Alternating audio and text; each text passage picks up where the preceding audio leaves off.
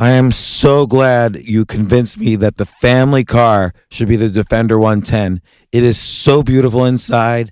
It's so comfortable, and it just feels indestructible. Yes, it really is. I've been waiting a long time for the new model to come out. The Defender 110, I'm telling you, it's my favorite car of all times. It's my third one. You know, I have stories of going off-road. The guy managed the group. He was like, what are you doing in this beautiful car? I'm like, I'm going off-road. He's like, are you sure? Because you can use one of ours. And then they look like Mad Max cars. I'm like, no, we're going to do this. And he was shocked. Wow. Well, it's great because the Defender has been reimagined for 21st century adventure, and its unparalleled off-road ability, as well as its robust interior, are invaluable whether you're headed towards uncharted territory or just a weekend of exploration. The Defender 110 tackles challenging surroundings with absolute confidence. The SUV conveys strength outside and in, featuring peerless technology like an intuitive driver display and an award-winning infotainment system. That's my favorite part, to keep you connected no matter where the journey takes you. Adventure is unique to everyone, and so is the Defender. Choose from the two-door Defender 90, the four-door Defender 110, or the larger Defender 130 with the ability to seat up to 8 passengers. You'll find uncompromising performance in all three. So pack up and go even further with the Defender 110. Learn more at LandRoverUSA.com/Defender. These days, we're all investors, trying to be smart with our money despite our worst impulses. But at iShares, we believe that deep down inside of every investor is a better investor. One that's just waiting to be let out. Explore iShares ETFs and insights and let your best investor out. Visit iShares.com for more information. This isn't your average business podcast, and he's not your average host. This is the James Altucher Show on the Choose Yourself Network. Today on the James Altucher Show. I have a writing practice, and what that sort of means is you detach yourself from the outcome, and you're looking at the long picture. If somebody says to me, Steve, you're going to live to be 97.8 years old. Are you going to be writing the last day of your life? I'd say yes. And I don't give a shit if it sells or not. I'm in it. It's not about an object. It's about the doing of something every day. I have a trainer at the gym, and I was saying to him something like, yeah, this is a habit, getting here every day. And he says, it's not a habit, it's your life.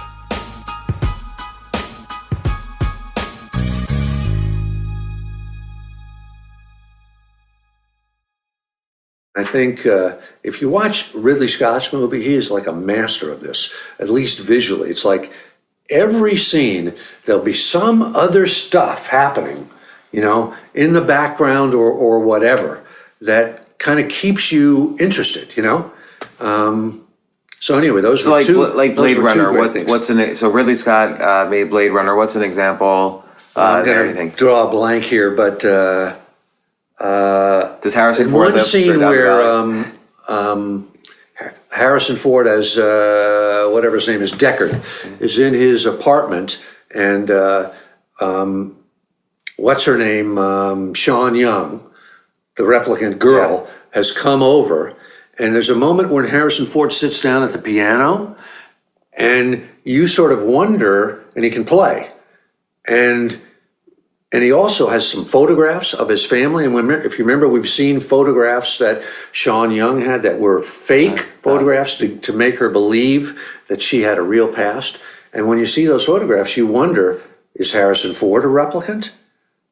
How did he learn the piano? Did he really know how to play the piano, or did they just kind of give this to him?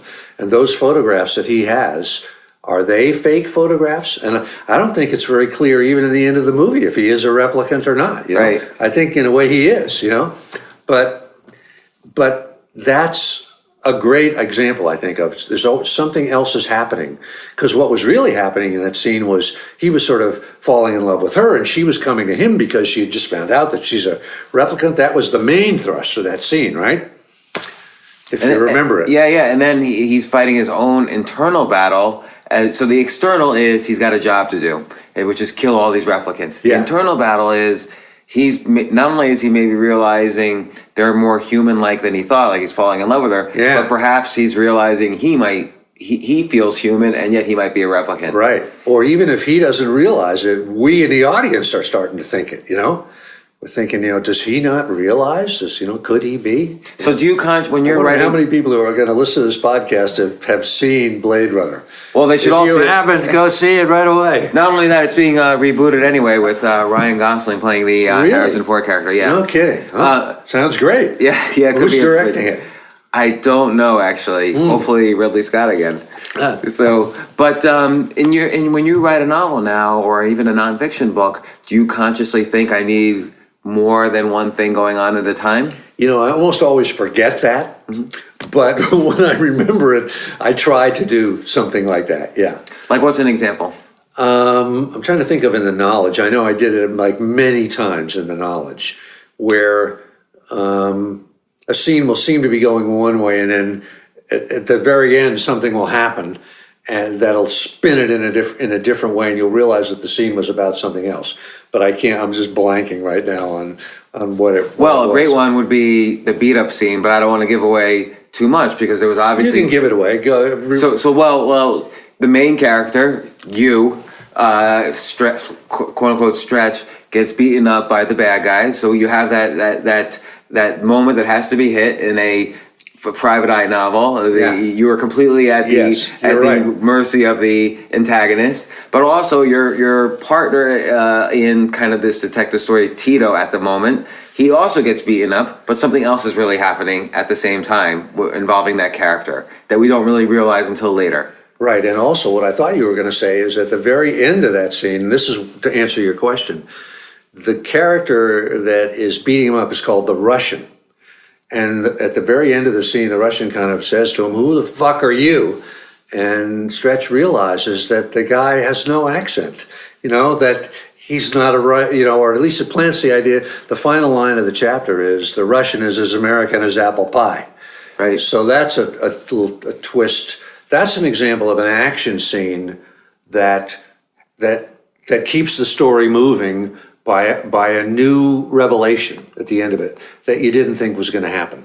So I want to take it to a completely other genre, but the same principles, sales. So Great.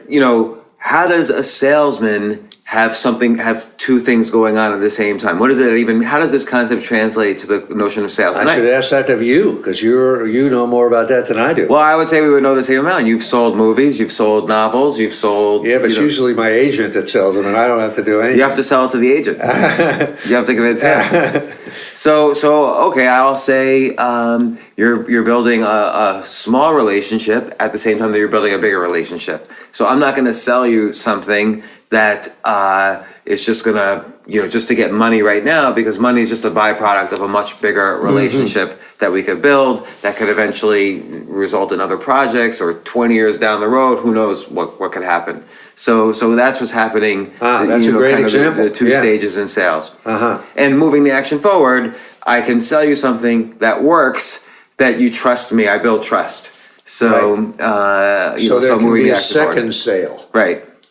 So, I think with any genre of life, there's more than one thing going on, and you have to be aware of it. And a lot of it is about building trust, because if you have the car chase where the action doesn't move forward, the audience, without maybe realizing it consciously, is going to lose trust that this is a story that's interesting to them. True. So if in the porn example, if they're just having sex, then you could say to yourself, well, I got to just watch some video of two people have a sex tape as opposed to a porn movie. Yeah. So, so now what made you decide, okay, I've written all these books about the resistance and challenging the resistance and overcoming them. What made you decide to fictionalize it and tell your own story of dealing with the resistance in the 70s? That's another great question.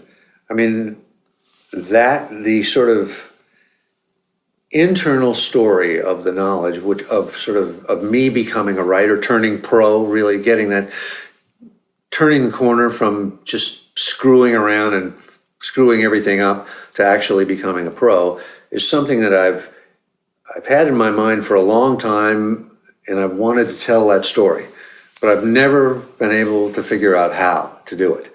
That it wouldn't be boring, it wouldn't be ordinary, it wouldn't be, just, a writer's story.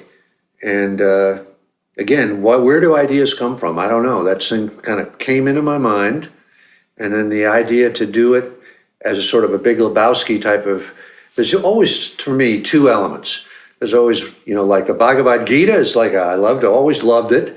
It's a great classic story, but then, why not do it as a golf story? Oh, now there's two elements that fit together and they work, And so I think in this case, it was the Big Lebowski story on top of that story that I'd always wanted to tell. And I thought, maybe I could make this work and it would be interesting.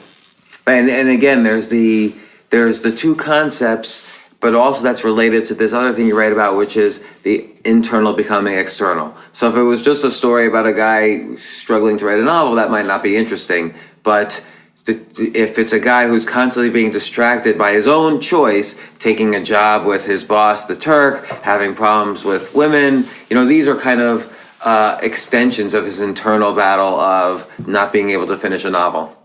Exactly. And if we think of it in cinematic terms, those are visuals, something we can actually see, a car chase, a guy getting beat up, that sort of thing. Whereas if it's a guy writing a novel, it's just somebody sitting at a keyboard, or struggling, he's sitting in his room like Raskolnikov, tearing his hair off. That's not interesting. And it's not cinematic. I wonder again, like if you're an employee sitting in a cubicle, your internal battle is often very stifled because you're in that cubicle and your boss is telling you what to do, and you feel like, I could be doing more things within this company, or I could be an entrepreneur, or I could have other ideas that need to be heard. That's kind of calling to you. What almost would be, how do you break out of that mold so that there is an external story happening? Do you have, you write also about one way to get through this is do what you're most scared of. That's how you kind of get through this resistance. The resistance is kind of calling you the most or pushing you down the most where you're most scared of. I might be scared to disagree with my boss or scared to pitch an idea to another part of the company. Like, should someone do it or? Definitely. Anytime there's a fear factor, and of course it's easy to say, but that's a great thing to do. But like here, we have Seth Godin's book on the table here, his new giant book called The Titan. Now, Seth is a guy, he does that alt MBA thing. Yes. He's probably going to change it now with the alt right out there. But if I were in a cubicle, if I could get into Seth's alt MBA program, in other words, find a mentor that, because maybe your boss in the cubicle won't listen to your great idea. Maybe he's very happy keeping you down, doing whatever it is you're doing. But there could be somebody else out there that could be a mentor to you, another boss in another job where you might have the chance to do it. I mean, I remember I once say, who Chris Matthews is on TV? Hardball. Yeah. He does the commencement speaking, like at graduations, right? And he said something I thought was really great. I guess he does this every year. He gives the same speech every year. He said, get a seat at the table. And what he meant by that was, even if you have to be an intern or, in some kind of slave capacity, if you can get in the door, like get into the William Morris mailroom, be an assistant for somebody that's actually doing something. And I think there's a lot to be said for that, But like, take that example, working in the mailroom. Let's say you're 51 years old and you have other responsibilities. What's another way to get a seat at the table?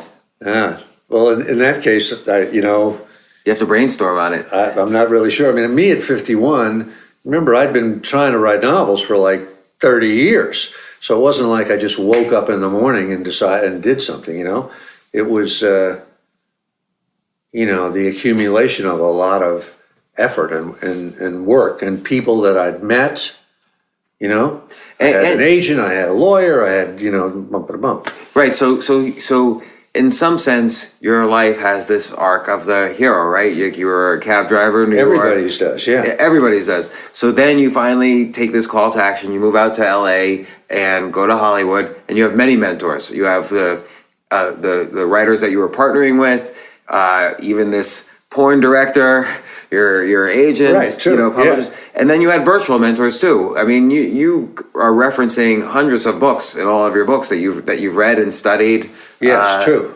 So it's a great source of mentors is books and movies.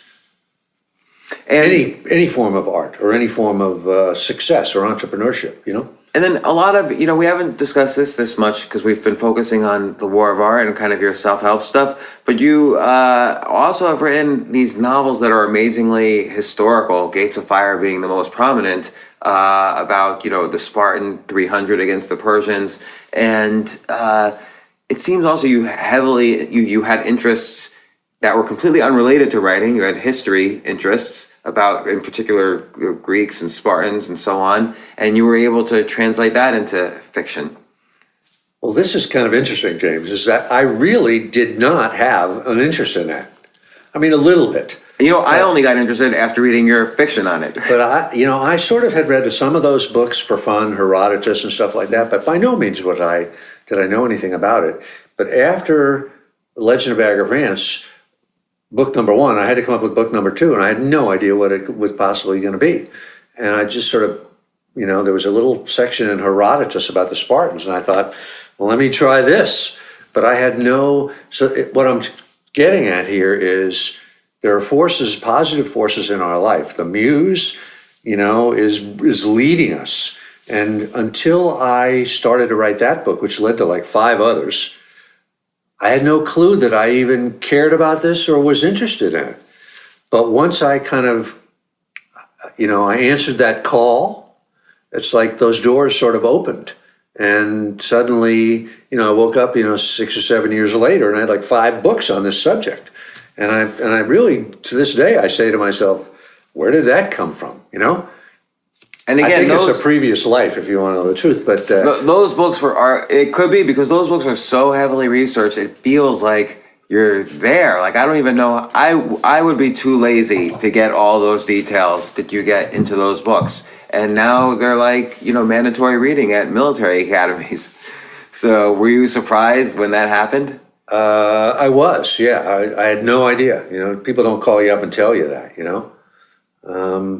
I'm just reading a book now that a friend of mine turned me on to called News of the World. Have you heard about this? No. Well, it's kind of a Western, and it's just loaded with details. And I love that. And because it makes it so vivid. It's actually a female writer. And she talks about this one character, he pulls out his pistol, and it's a Slocum. Who ever heard of a Slocum? Right away, I said, what are you doing with this Slocum? And he gives the guy a different pistol that I also never heard of. And it really makes it so vivid. You really feel like, geez, partly you say she did her research, but also you feel like you're really there, That's the way, and she does things like describing the way mud comes off of a wagon wheel as it goes through these muddy streets, and it's, just so perfectly observed. It's like a cinematic detail, like a Ridley Scott. Ridley Scott would get that on camera, and you'd go, wow, that's exactly how a truck tire turns when it's going through the, and like you say, trust.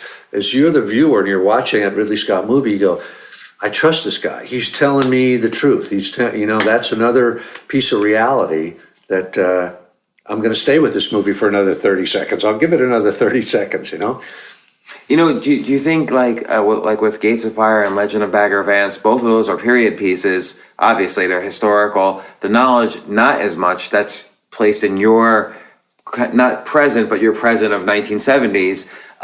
Do you think they have a different, and even narratively, you do those different? Like, so in both Gates of Fire and Legend of Bagger Vance, you kind of have a narrator who's off to the side of the action, who's describing the action. In the knowledge, it's actually happening to the main hero. Mm-hmm. Was there any decision-making there involved? That's a really astute question. I give you a lot of credit for that one.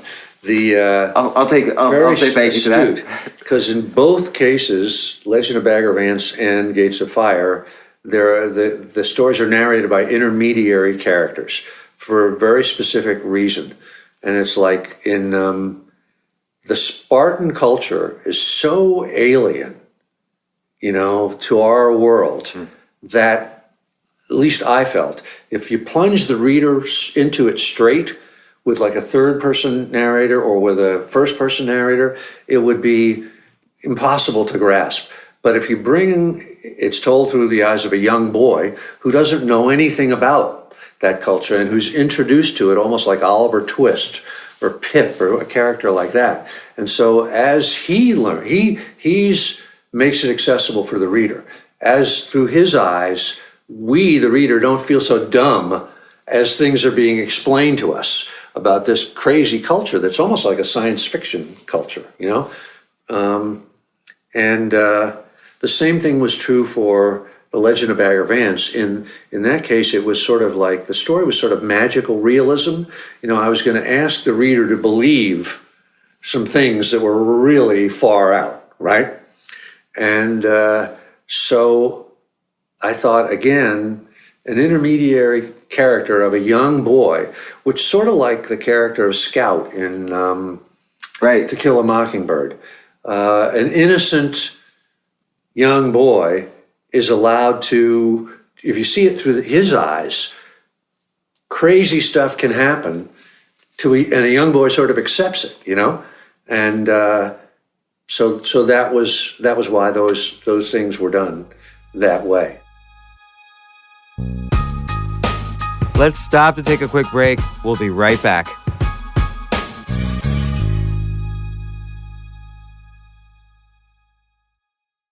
Oh my gosh, I love these clothes. Mizzen and Main, that's Mizzen and Main. It really is the most comfortable work clothes. Travel clothes. I had to travel this whole week. I'm traveling for a week and a half, and I just took Mizzen and Main clothes with me. Close out 2023 in style with comfortable, breathable, packable, and machine washable pieces from Mizzen and Main. As you wrap up your year-end goals, enjoy a Mizzen and Main dress shirt that you can wear confidently. I like that they've very, very just nice, solid colors. I don't really like to get all fancy in patterns and everything, although they do have some pattern shirts, but very comfortable clothes, stretchable pants. It's just super comfortable, but they look professional, and you can wear them casually or professionally. I like some of their flannel shirts or untuck shirts. I love untuck. I never tuck in. So again, whether you're shopping for a special someone or giving yourself the gift you really want, I just buy myself gifts. Mizzen and Main is the perfect gift for any guy who works, travels, and cares about looking and feeling great. As you could tell by my many photos across the internet, I care about looking fantastic. I'm practically a model. And let's be honest, every guy loves to look great. So again, shop now at mizzenandmain.com and save 20% when you spend $130 or more using promo code James. That's promo code James at Mizzen and Main, Mizzen and Main.com.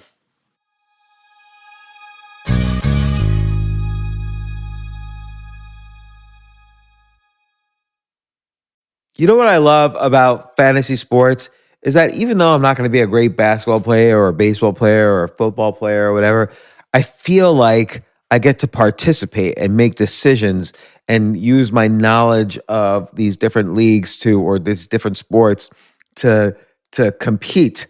So it's like I can pick my team or I can pick my favorite players, and I could use my knowledge to make predictions and maybe even make money. So with the basketball season here, you can now pick combo projections across football and basketball from the Specials League on Prize Picks.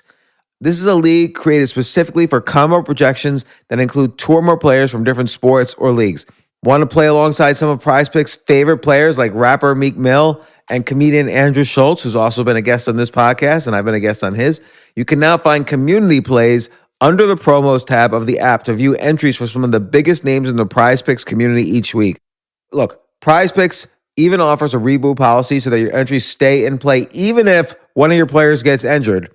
For football and basketball games, if you have a player who exits the game in the first half and does not return in the second, that player is rebooted. Prize Picks is the only daily fantasy sports platform with an injury insurance policy. What? So I love playing it. I love anywhere where I can use analytical ability with my interests to demonstrate some skill and maybe make some money. And I like the game-like aspect. I do wish they had chess as a category on prizepicks.com, but I'll settle for what they've got. Maybe I should make my own fantasy chess league. But in any case, I love Prize Picks. Go to prizepicks.com/James. Use code James for a first deposit match up to $100. That's the easiest $100 you're ever going to make. So that's prizepicks.com/James and use code James. Daily fantasy sports made easy.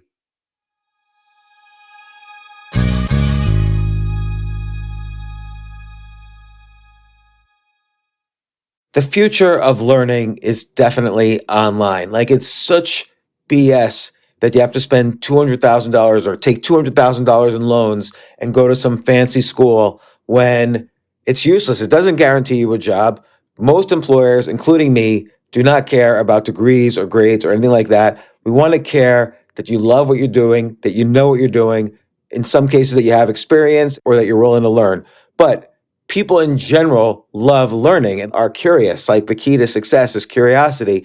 And I think masterclass.com is the perfect model for online learning. I'm really happy they're sponsoring this episode. If you're going to give a gift, give the gift of learning. Masterclass makes a meaningful gift this season for you and anyone on your list, because both of you can learn from the best to become your best, from leadership to effective communication to cooking. Let me tell you some of the classes I've taken. I've taken comedy from Steve Martin. I mean, can you believe I can take a class from Steve Martin on comedy, or Judd Apatow, my favorite comedy director? I could take an actual class from him on writing. Wolfgang Puck on cooking. Dan Brown on writing, or Judy Bloom, who's been on this podcast, on writing. By the way, Wolfgang Puck also has been on this podcast. It's such a pleasure. I try to take classes all the time from masterclass.com. And whether you're watching Masterclass on TV or listening in audio mode in the app or on their site, the quality speaks for itself. It's like these Masterclass instructors are your own personal mentors that are going to help you reach the next level. How much would it cost to take one-on-one classes on comedy from Steve Martin or on chess from Gary Kasparov? You just wouldn't be able to do it. But it would cost hundreds of thousands of dollars. With a Masterclass annual membership, it's $10 a month. Memberships start at $120 a year for unlimited access to one-on-one classes with all 180 plus Masterclass instructors. So it's not just $120 for one instructor. You get all 180 plus Masterclass instructors. Boost your confidence and find practical takeaways you can apply to your life and at work. And if you own a business or are a team leader, use Masterclass to empower and create future-ready employees and leaders. That's the real education in today's world. So this holiday season, you can give one annual membership and get one free at masterclass.com/JAS. JAS, of course, stands for the James Altucher Show. So right now you can get two memberships for the price of one at masterclass.com/JAS. Masterclass.com/JAS. Offer terms apply.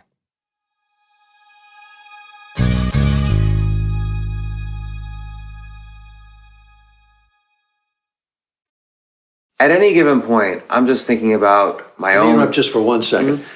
You're always allowed to interrupt me. The Great Gatsby was told by Nick Carraway. Right. Another intermediary character that really, if you think about it, that story would never have worked, if it had been Gatsby telling the story or if it had been told in the third person.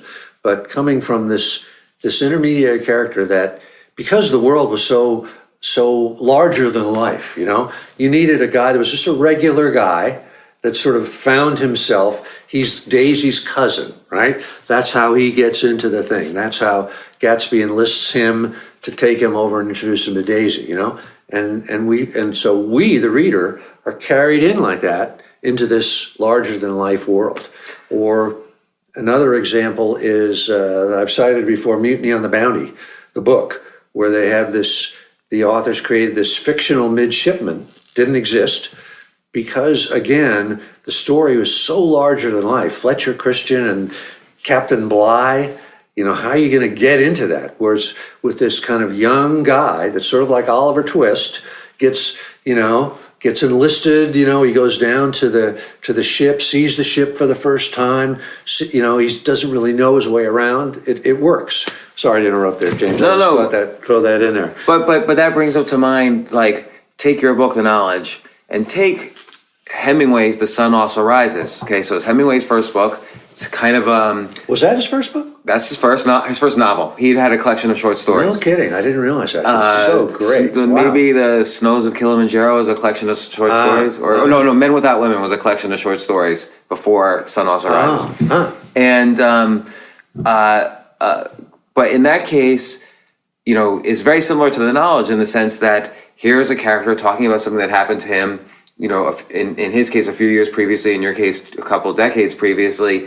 And maybe in The Sun Also Rises, and you allude to this, that this could be a danger when you're writing about yourself. You can get too close to it and kind of talk about things that people aren't going to see in the same way as you and not realize. Right. So Hemingway, in The Sun Also Rises, as opposed to The Old Man and the Sea, which was clearly a much better book, Sun Also Rises, he gets too close to it, and his kind of hatreds and prejudices sort of come out in that book, as opposed to keeping the ego out of it. How did you deal with that danger in The Knowledge? I'm not really sure how I did. Just that, I've been in my own body long enough.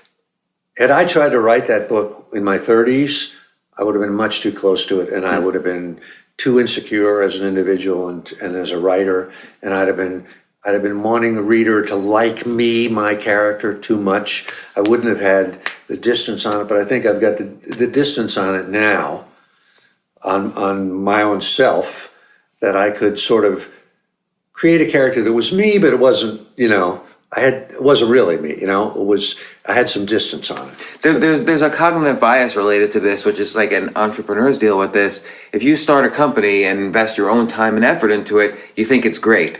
Even if it might not be. Your brain just can't handle the fact that it might not be great because I put all this time into it must be good. Yeah. So I think that's the danger when you do any passion, whether it's a book or a painting or singing or sales, you think, I must have done good because I'm the one who did it. Yeah. And you have to have some distance somehow. Which again is the difference between an amateur and a professional. An amateur is so close to it that he or she will make that mistake. But a pro, as I say in Turning Pro, can distance herself from her instrument. Like if you think about Madonna, I was talking about in that book, the persona that she creates on the stage, I mean, she knows she's not that persona. She's, very carefully crafting that persona, and then it's a performance because she's a pro. And Seth, who we were talking about, Seth Godin's his giant Titan book over there, he has this saying that I think is really great where he goes, this might work, this might not work. That's kind of his attitude when he launches a venture. So what he means is he has distanced himself as a professional from the next Yo-Yo Dine or the next Titan or whatever it is. He goes, hey, it might not work. I think it's a good idea, but, this could go out there and, lay an egg. So that sort of suggests also that you kind of have to figure out how to make small experiments, which you can't with a novel. A novel takes you 3 years. Well, you can make big experiments as long as you're willing to pay the price and as long as you can afford it. So what are other kind of almost catchphrases of the warrior or the pro? Because I'm equating the two. They're the same thing. I don't know. Can you make that question any narrower? What's another technique for turning pro? So there's kind of showing up every day. There's distancing yourself from it, in the sense that you can say it might work and it might not, and then I'm going to try the next thing. Or there's learning new things. So kind of learning the language of other things that you can bring back to the thing you want to be pro in. Which, by the way, I think we made up in this conversation. Wasn't quite in Turning Pro, but I think you could go deeper into that one potentially. But or here's another way of looking at it, which is probably not exactly Turning Pro, but the concept of having a practice.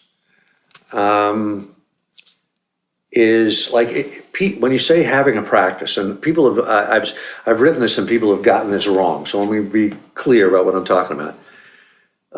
Sometimes someone will say she has a yoga practice or he has a martial arts practice, and what that means is she gets up every or whatever time of day and does an hour of real yoga, goes to wherever it is. And enters in the proper spirit, gives herself up to the thing, and does it every day, no matter what. That's a kind of a concept that a pro has.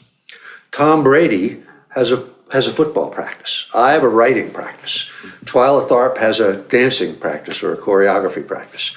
And what that sort of means is you detach yourself from the outcome. And you're looking at the long picture. If somebody says to me, Steve, you're going to live to be 97.8 years old. Are you going to be writing the last day of your life? I'd say yes. And I don't give a shit if it sells or not. I mean, I'm in it. Like someone will say you have a meditation practice. And meditation is about sitting, right? As they say in the Zen world, right? The practice is about the sitting. It's not about achieving enlightenment or it's not about an object. It's about the doing of something every day, going to the gym, running, whatever it is. So a great way to look at as an entrepreneur or whatever it is, I'm sure that Seth in some way or another says, I'm going to be inventing, new businesses and new stuff. It doesn't matter really what it is, but there's a new trolley coming down the track all the time, and he's going to put it out there. And like he says, this might not work. This might work. He's detached from the outcome of the individual event because it's his practice. It's his life. I have a trainer at the gym, and I was saying to him something like, this is a habit, getting here every day. And he says, it's not a habit. It's your life. And at some point, that's what, it becomes. A practice becomes, it's your life. This is what you do. I'm sure Twyla Tharp gets up, and she's in the studio doing her thing, and she'll be there until, her knees completely give out, and even after that, she'll be there. But think about all these things, like all of these practices, and take your own life as an example. You were frustrated for at least a decade, then got into screenwriting, and then you were only mildly frustrated. Then you finally wrote Legend of Bagger Vance. Then you might have gotten frustrated again, like, what do I do next? And you're always frustrated. Well. So what do you think you sacrificed in exchange for having a practice? Everything. I mean, I don't have a family, and I'm sure that that's why. Because I did sacrifice everything for that. And do you wish you did? Those are tough decisions, you have those, I have those thoughts, but no, I don't regret it, I made that decision that this was what was important to me. This was my daemon, this was my calling, this was what I was going to do. And so, and this is somewhat related, but how does an amateur know that, or not, I don't want to call anyone an amateur, but how does someone know, okay, I'm an amateur, I have the self-awareness to realize I'm an amateur, and now I need to figure out what it's going to take to go pro? Like, how does that moment happen? Say that again. How do I get the self-awareness to realize I'm an amateur? Let's say I want to get better at podcasting, and I realize, and so how do I get the self-awareness to realize I'm an amateur at this, and now I need to take the next level and go pro? I think in the real world, it almost happens in a cataclysmic way, like Roseanne Cash's dream, or like, how do you realize I'm an alcoholic? You realize when you wake up at 5 a.m. in the gutter of Wilshire Boulevard, with your own puke all over you. You go to yourself, oh my God, I am an alcoholic, and I better turn pro. I better, get into AA. I better deal with this. I think that's what really happens, because the human mind, we want to protect ourselves so much that we'll say, oh, I could stop drinking anytime I want to, or I'm really committed. I'm committed to this job. I'm committed to podcasting, or I'm committed to whatever it is, So It's almost like fear becomes big enough in some way that it overrides the reptilian mind. Right, exactly. You just realize it's your life. Your life is going down if you don't make that. I'm sure that's what Roseanne Cash thought. When she woke up from that dream, she thought, oh my God, I cannot make another album the way I'm making this one now. This has got to stop. I can't do it. I've got to change. And you mentioned in one of the books, maybe it's The War of Art, about fear of success. And I always wonder whether this is a real thing or not. Like, are people really afraid to be successful? That's a great question because, it seems so counterintuitive, right? It seems like we want to be successful, but I think absolutely it's true. And I've never really been able to quite understand why, but I think we're more afraid of success than we're afraid of anything in the world. And I know that's true, even though I can't quite articulate why. Well, when did fear of success stop you from doing something, or is it something it's possible to even know? I think all of my resistance was about that. Giving into distractions, sabotaging myself over and over was because I thought, not consciously, but I thought, gee, I might actually succeed at this. I've got the football tucked under my arm. I'm on the 1 yard line. Man, I better fumble this sucker. Or I'm actually going to score a touchdown. But why would you be afraid of that? Is that because of the sacrifice that's implied with turning pro? That's a question I'm really not sure what the answer is. I think if we succeed, then we have to prove worthy of ourselves. And that's a hell of a scary thing because, like we were talking today, it never ends. We might succeed at creating The Simpsons, but then what are we going to do after that? And right. So suddenly, once you start succeeding, you're on the road to hell. Right, because if you don't, let's just find something after The Simpsons. It's really sort of the tragedy of professional athletes. Like once they retire, because there's really, you're not going to be an athlete again at 43. So what are you going to do?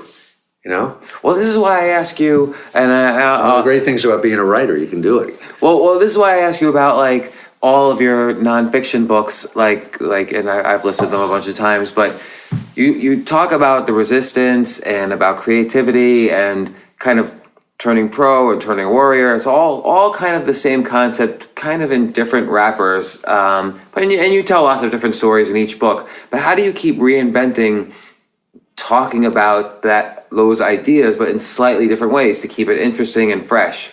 Like, how do you reach inside yourself to find new ways to discuss essentially the same thing? Well, again, even the knowledge, the novel is a way. In the muse. The muse tells you. Mm-hmm. But after I finish each one of those books, I sort of say to myself, that's the last, there's not going to be another one. I've said it, But sometimes you wake up in the middle of the night and you have an idea for another way to look at it, And I resist doing those books that I've done, 4 of them and 5, But it's an inexhaustible subject. Who knows? The muse leads you and presents you with the next assignment. It is inexhaustible because we also have a world that's changing a lot fast. I mean, maybe every generation feels this, but I feel like the world's changing a lot faster. So you like when you mentioned you're with nobody wants to read your shit. Yeah, I think you said this actually in a blog post, but your novel is up against Donald Trump's tweets. So people can either read one or the other. And you have to make sure yours is valuable and entertaining enough as opposed to his Twitter feed. Yeah. And it's hard. So you have to reinvent. Although the flip side of that is that what you think, at least as I found this, what you think is going to sell, what you think is going to be commercial, for me, never is. It's always what I think nobody's going to be interested in is something that they are interested in. Like when both for Gates of Fire and for Legend of Bagger Vance. I thought, as I'm working on them, who's going to care about a mystical golf novel? What could be dumber than that, And so I was amazed when people responded to it. And the same with Gates of Fire. I thought, the Battle of Thermopylae that nobody could even spell or pronounce. It's, from... I didn't know how to pronounce it until you just said it. 2,500 years ago, with names that people can't spell or pronounce. They're not Americans. Why would anybody care about this? And but again, I was just sort of driven to do both of those things not because I thought they would sell, but I just had to get it. I felt it was in me. I had to do it. And did you feel like at any point giving up during them, particularly Gates of Fire, which is a longer and denser book? I feel. Do you ever feel like giving up because No. Oh my gosh, who's going to be interested in this? I had those moments, but those are like moments that you have every morning the minute you wake up. Like having a practice or a yoga practice, you always have the thought of, why do I have to go to the studio, put on a leotard? Yeah. So those are the moments that, for me, you just dismiss. As a professional, you just dismiss. So yeah, I had them all the time, but you can't pay attention to it. So Stephen Pressfield, author of so many of my favorite books. Not only fiction with all of your fiction books, I can't list them all, but Legend of Bagger Vance and Gates of Fire are probably the two most well-known. Then The Profession, kind of in a different area. And also the new book, The Knowledge, about the young Stephen Pressfield dealing with his own resistance to being a writer. I highly recommend The Knowledge. But then also just all your other books, The War of Art, Turning Pro, Nobody Wants to Read Your Shit, Do the Work, The Warrior Ethos, and The Authentic Swing. All great books. Reread them all in preparation for this. Did you really? Yeah. Wow. So, including the fiction ones. And thanks so much for finally agreeing. I first asked you to come on my podcast in 2014. Somebody always responded, he's too busy, he's working on stuff. Finally, jumped on a plane, came out here. Well, James, I got to tell you, I thank you so much that we finally did this, and thanks for such great preparation. Which practically nobody ever does, which is why I never do interviews. And don't take that personally. I don't say yes to anybody.